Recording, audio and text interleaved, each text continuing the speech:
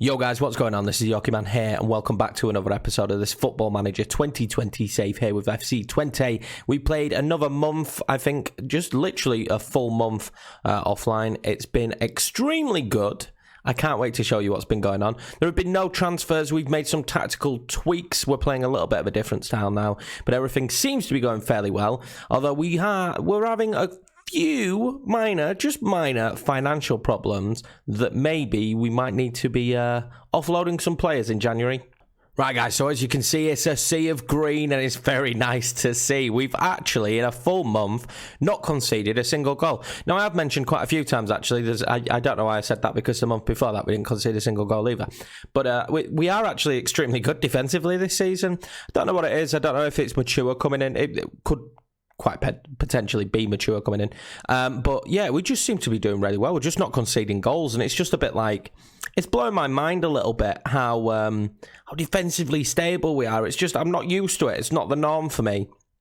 Also, seeing a full month of green is not the norm either, but it's very exciting, and it's a very exciting prospect considering 3 of the games were away and 1 of them were against AZ. Although I did mention in the last episode, we hadn't played some of the weaker teams. And I would class at least 3 of these teams weaker teams. And the AZ game was not easy. It was an extremely close game. And we kind of got a little bit lucky. But we kicked it off with a win against Zola. Answers. Nasi getting a goal, Saprit Singh getting a goal, and Serrano getting a goal. You know, it's great to see all the youngsters firing. Then Mateus got his first goal, Lorenzo.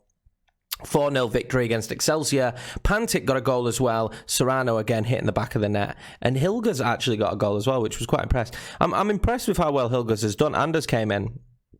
I thought instantly Anders would be the starter next to Mature, but he's just not been. Like, Hilgers has held up very well. I'm pretty impressed with how he's doing. But let's look at the AZ game. Right, so the AZ game was extremely close. And to be honest with you, if it weren't for some great defensive work and a decent goalkeeper, I don't think we would have won this game. I'm not going to complain because we did win, and to be honest with you, they limited us to not very good chances. Busquets' goal was superb. It came off a corner, it rebounded, it came out to the outside of the box, and he smashed it in the back of the net. It was a very good goal. I was very excited when he scored it because I didn't have any expectations playing against AZ because they've still got a very strong side, as you can see. Like, it's not the world's weakest side. They've lost a lot of their good players, but they're still a decent team. Like, if you look at a lot of the players' attributes, they should be better, doing way better than they are in the league. So I was a little bit nervous, a few poor performances, but nonetheless, we got a victory, and I really can't complain. It's really the type of side we probably need to be beating consistently if we want to be a top 4, even a top 3 side. I genuinely think we've got potential to be a top 3 side as well. That's no joke. I think we've got the potential to be a top 3 side if we keep playing the way we're playing. Feyenoord are dropping off a little bit.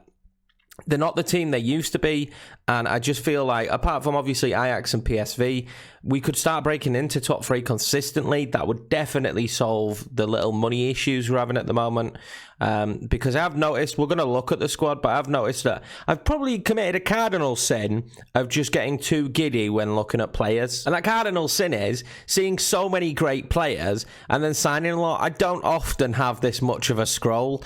We've got 12 subs, and then what? 1, 2, 3, 4, 5, 6, 7. We've got an English sub bench and a Dutch sub bench size in players. So we've got a full subs bench worth of players just sat there, just chilling, just sat there. Now, admittedly, they're not the greatest. 2 of them are goalkeepers that aren't even very good and probably wouldn't get game time. But still, it's too many players. We've got too big of a squad. And we're paying a lot of wages. At the end of the day, we're paying a lot of wages to players that aren't actually particularly playing that much. So what we are going to do in January is, there's not many games, but it's going to be a big month for us because we're now going to start looking to offload some players. We need to move some of these players on that aren't going to play consistently, but I want to make money off them. You know what I mean? I don't want to just move them on for nothing. And there's a lot of players here that we could make money off. There's also some of the players that could go out on loan because they're extremely good players. But yeah, I think, and unfortunately, this is crazy as well because he's probably... He's one of the eldest players at the club, which is unbelievable because he's 29. But maybe it's the time to let go of Javi Espinosa because his value's probably at peak. His value's probably never going to get better than that. Although I do really like him. Even just looking at his profile, I'm like, maybe not. But he's never going to be worth more. And maybe it would make sense to bring in some money for him. I don't know. I'm genuinely in between on what we should do in terms of player sales, because this team is just extremely fantastic. It's just an extremely good team, and it's a young team, and I have so many players that I like, and yeah, it's proving difficult, and we're at a stage now where I'm not really rotating much. We're playing, if the team's winning, we're playing pretty much the same team every single game, as you would imagine. So I don't know. I'm a bit in between on what we should do. I genuinely think we need 1 or 2 player sales, though, because of the way the finances are. So this is the finances at the moment. Now, they've plummeted. They're not ridiculous. You know, they're savable. And as long as we have a good season this season, we get into Europe next season, absolutely fine. But there isn't going to be a budget again next season, which again is quite fine, because with the team we've got, I don't really need to make any changes. And I think we're still forgetting I've got that really brilliant young Russian striker to come in as well. So we don't actually need to make any changes. And sales probably is the way forward. We probably do have a few too many players, so maybe we should look to move some on. But yeah, it is plummeting throughout the season. And it simply is, we don't have Europe this year to balance the books a little bit. And we've got a big squad, and we've got... Maybe we don't have huge wages, but we've got a lot of wages. You know, 200k wages per week in this league without having European football is a lot. So we should be fine next season as long as we get Europe. But this season, maybe it's time to trim the fat a little bit. I just don't know where to trim it, because I like all of the fat we have. Fat analogy, I don't know what that was, sorry. Moving swiftly on, the last game we played was against Fortuna Sittard, and we beat them 2-0. Sabol scored a brilliant free kick, and Vasquez getting his first goal. Now, Vasquez was someone I thought, brought in, and then just sell him on for profit, and then he scored. So, now I love him.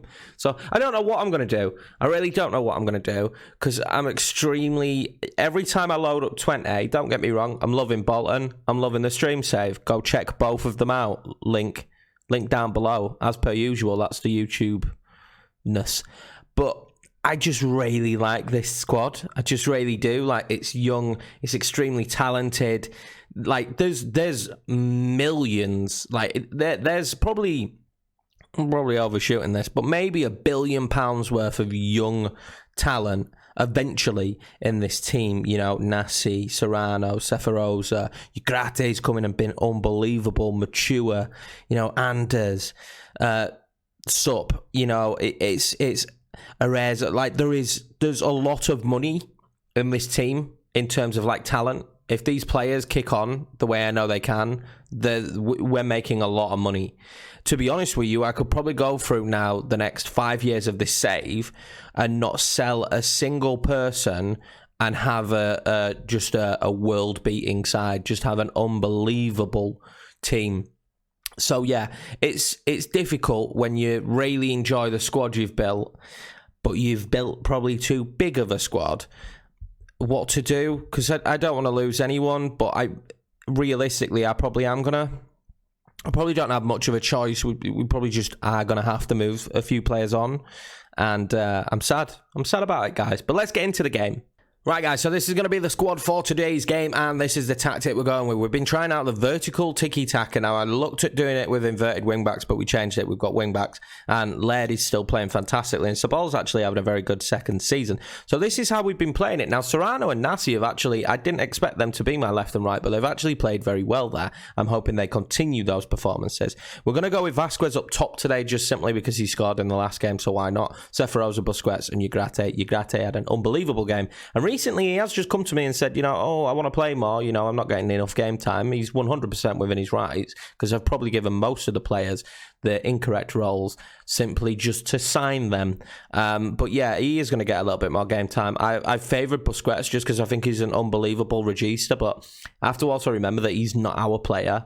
We're not going to be able to afford him. The finances are not good. We're not going to be able to afford him. So unless they don't renew his contract, that'd be the only way. And then I don't think I could afford his wages. So I probably need to play him a little bit less and favour our own players ahead of him. But he's just been so good this season so far. But yeah, that's the team, that's the lineup, that's the tactic. Let's get into the match. I'm hoping for a fairly reasonable victory. You would like to imagine that coming up against a team that are in the relegation zone, that we could get a good result here. But you never know. This could be a draw. Live comms have been very, very different, haven't they? This season, we've had our biggest win against Emmen as a live com. But we've also had a draw and a 1-0 win. So, yet to lose on a live com this season, though. Although, if we're being realistic, I've picked relatively easy games so far. So don't go in the comments now and be like, yeah, but have you seen who you played against? Yeah, I know. I'm doing it on purpose. No, I'm not. It's just literally how the months are falling. If this had been Ajax at the start of the month, we'd have played against Ajax. It's just the way the months have gone. I've also been toying around with different shouts and when to use them. It seems to be, okay, Anders scored straight away his first goal of the season and his first goal for himself at the club. Very happy for him, the centre-back. That's a good goal. Ball with a good free kick in. I mean, we just absolutely crowded and the keeper's had an howler there, hasn't he? He's come out and he's fisted nothing but air. And that's horrendous for them, but we're going to take that straight away. And take that straight away gives us a bit of an advantage. And I like to think we're defensively sound when we play like this because we really compact the box. But you never know. This could be the team that we concede to, considering we haven't conceded in 2 months now. 2 months since we last conceded a goal. Watch it be Sparta that undoes us. But Sabol's in again. Nasi can't fire off the shot, but we're looking good in the opening moments, and this is the time where I'm going to choose to praise them.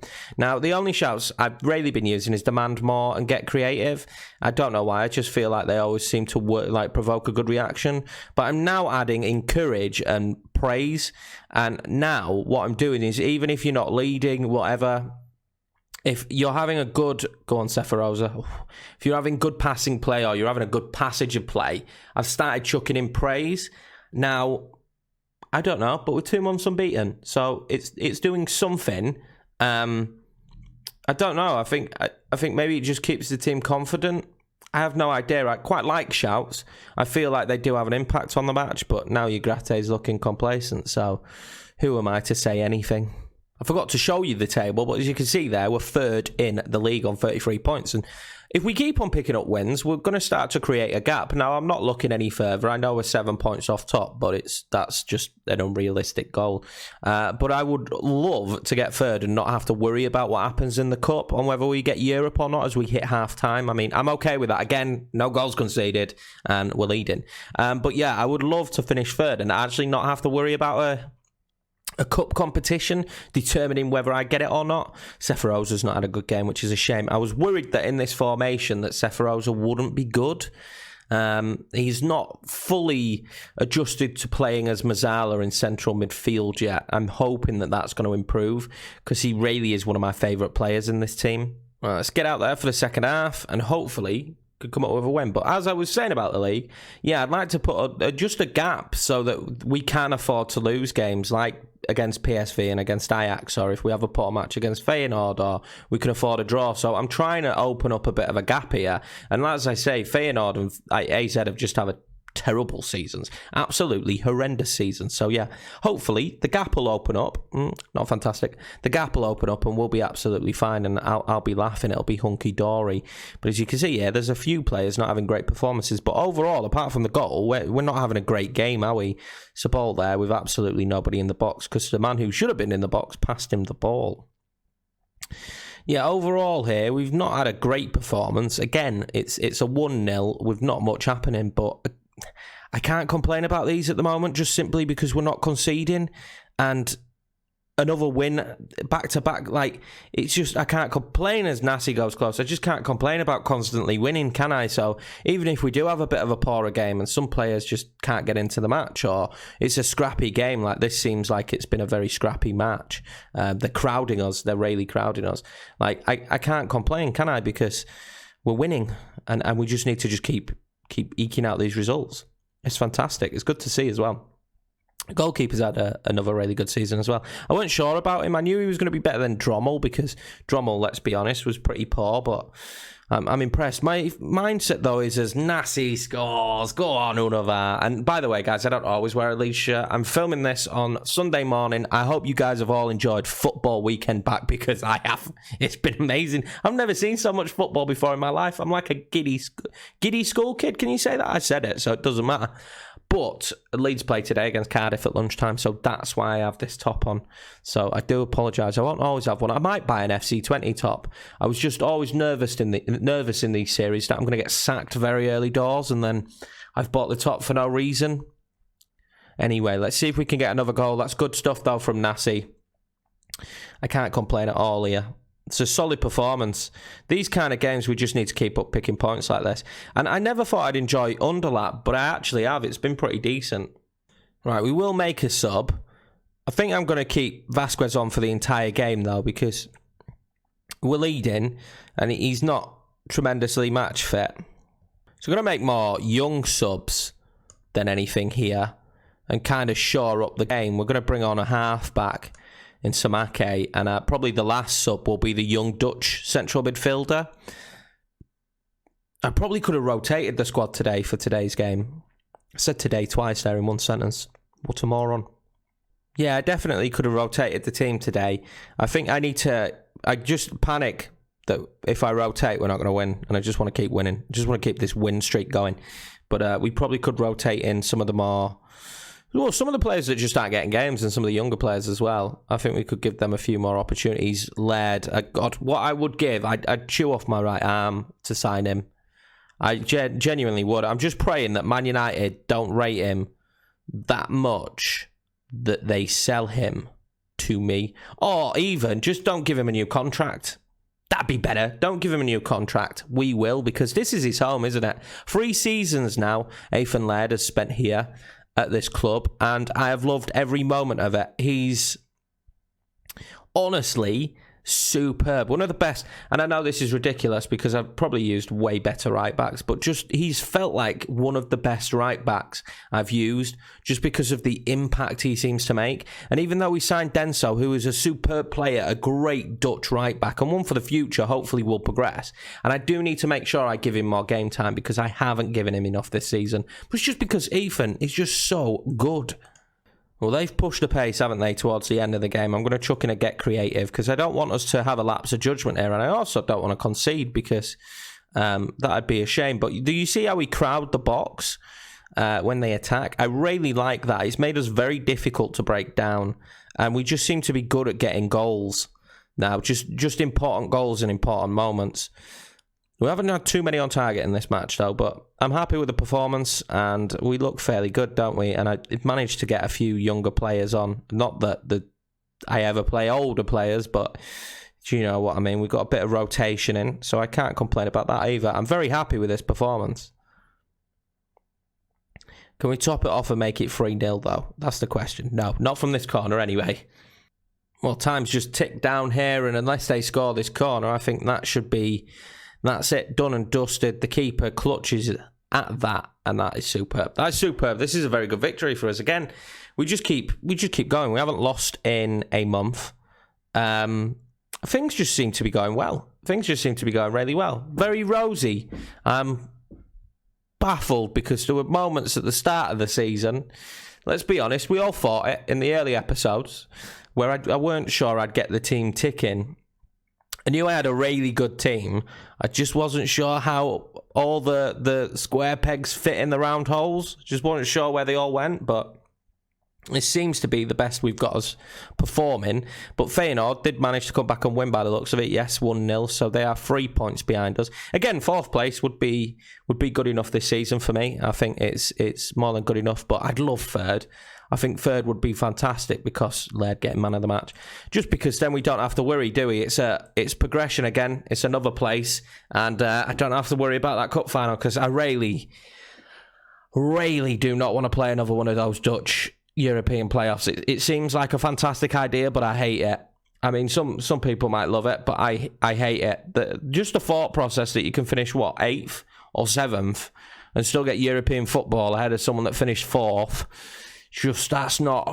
That doesn't settle with me well. So there we have it, guys. We are 3rd in the table, and that will be it for this episode. Now, the next one, we will be going a bit longer because I noticed that there's only 2 games in January, so we probably will have Ajax. Ajax will probably be the next live com. Or maybe we'll do Feyenoord. What I will decide it on is how close the table is. And if the table is extremely close, so i.e. we could get a points gap over on Feyenoord. We'll bring that one because it's probably a bigger game. But if not, then we'll bring Ajax. So it'll be a big game regardless. But yeah, we're going to play through now because there's no point me bringing you Den Haag again. I don't want to do that. And January's so small. So we'll just play right through. But anyway, guys, that's been it for this episode. I've had a really good time as per usual with you guys. Make sure to like, comment and subscribe. There's all the info down below. Come and catch me on Twitch at some time. It's usually in the morning. We have some good fun. But yes, it definitely deserves a thumbs up, this one, right? The team is going well. The team is ticking. And I'm excited to see where we can place this season, where we're going to finish. Because I think we're in for a good season. I genuinely do. I think we've got a very good side. But anyway, guys, take care.